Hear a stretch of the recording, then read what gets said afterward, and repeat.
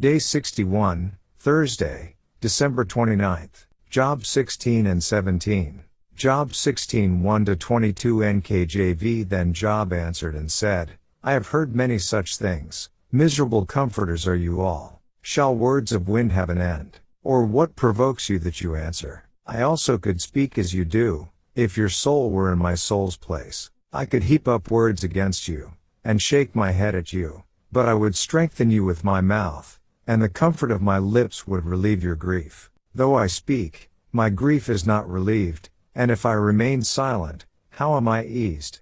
But now he has worn me out. You have made desolate all my company. You have shriveled me up, and it is a witness against me. My leanness rises up against me and bears witness to my face. He tears me in his wrath, and hates me. He gnashes at me with his teeth. My adversary sharpens his gaze on me. They gape at me with their mouth. They strike me reproachfully on the cheek. They gather together against me. God has delivered me to the ungodly, and turned me over to the hands of the wicked. I was at ease, but he has shattered me. He also has taken me by my neck, and shaken me to pieces. He has set me up for his target. His archers surround me. He pierces my heart and does not pity. He pours out my gall on the ground.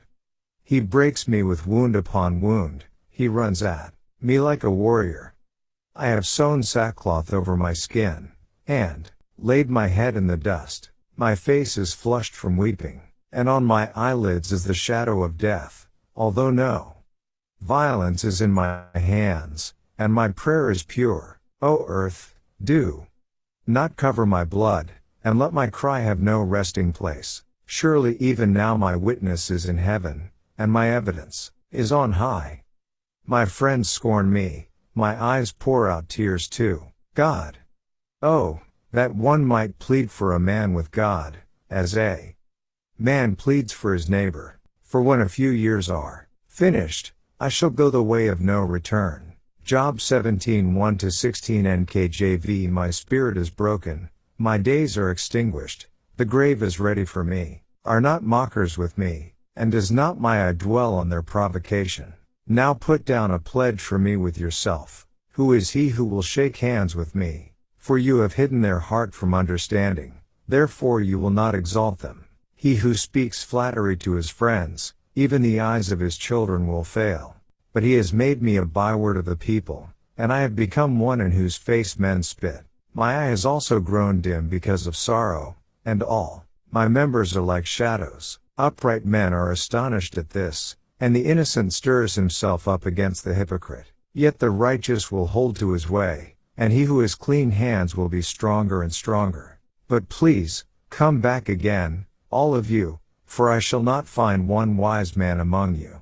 My days are past, my purposes are broken off, even the thoughts of my heart. They change the night into day, the light is near, they say, in the face of darkness. If I wait for the grave as my house, if I make my bed in the darkness, if I say to corruption, you are my father, and to the worm, you are my mother and my sister, where then is my hope?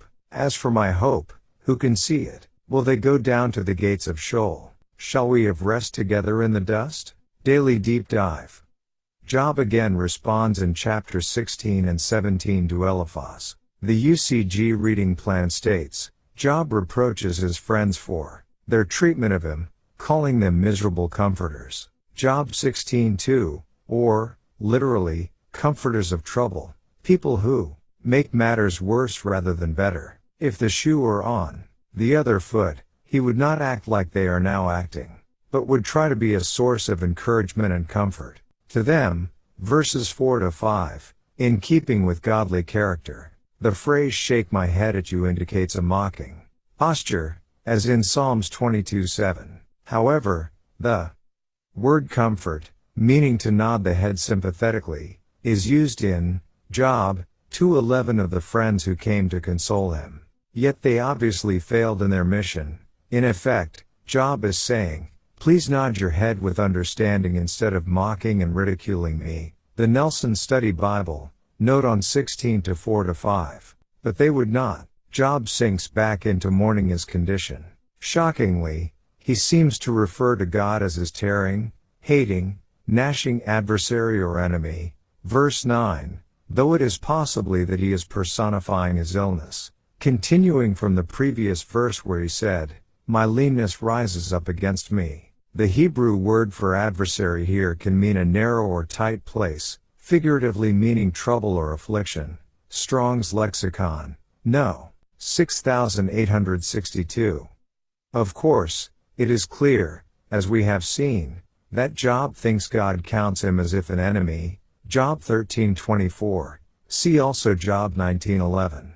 Interestingly, however, in chapter 18 Bildad seems to think that Job is referring to him and the other two counselors as tearing beasts, and thus Job's enemy referred to here, and retorts that Job is the one tearing himself. See Job 18:3-4. It is true that Job saw himself as a fallen man who was being kicked while he was down, seemingly something only enemies would do. It is also conceivable that Job realized that Satan, as the enemy of humanity and God, was particularly his own enemy. In any case, whoever or whatever Job is labeling as his devastating enemy, there is no question in his mind that his illness and even the torment from his friends is ultimately from God, either directly or because God has allowed it.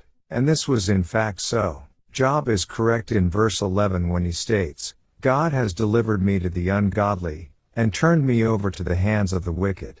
For as we know, God had told the very king of the wicked, Satan the devil, behold, he is in your hand. 2-6. Yet by the wicked here, Job probably had particular people in mind, passers-by perhaps, who were taunting and even striking him and spitting on him, though he may be using these terms metaphorically for mistreatment. Job 16:10, Job 17:6, see also Job 31, Job 39-12. Indeed, if metaphorical, it is possible that Job is referring to his friends, classifying them among the wicked. Job 16:9-11 seems to also be a foreshadowing of the suffering of Jesus Christ. The words "they gape at me with their mouth" are later used by David in Psalms 22:13.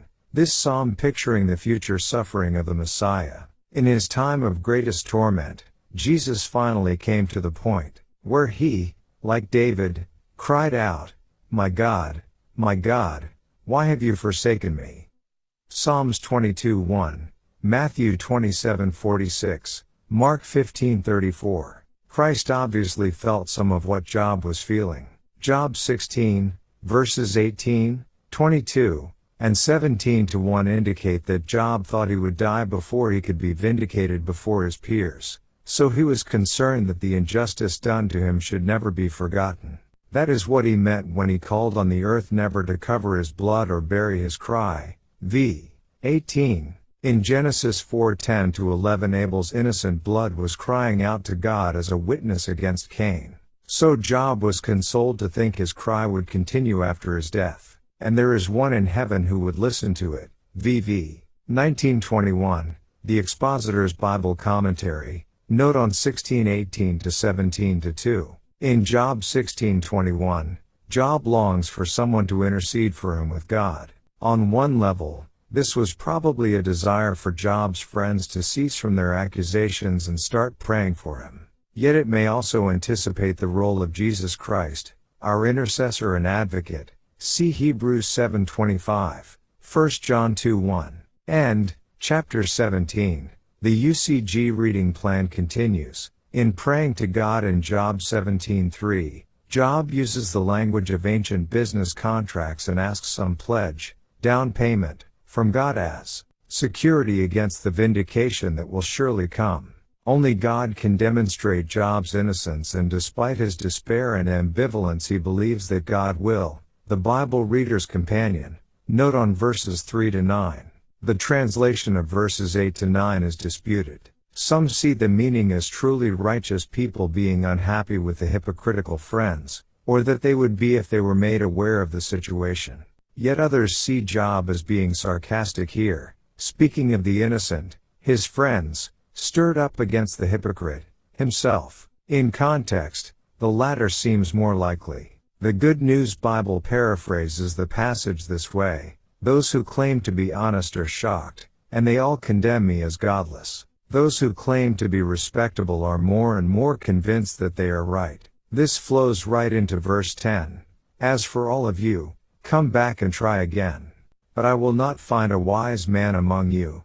New Living Translation. In the Hebrew wording of verses 11 to 16, it is not clear if Job is entertaining the possibility of hope and realizing the foolishness of wishing for death, or if he is belittling the idea of hope and is in fact wishing for the relief death would bring. End. Job ends this response in such a place of hopeless and sadness. How awful this trial was, how awful to have to go through it alone without the love and comfort of good friends.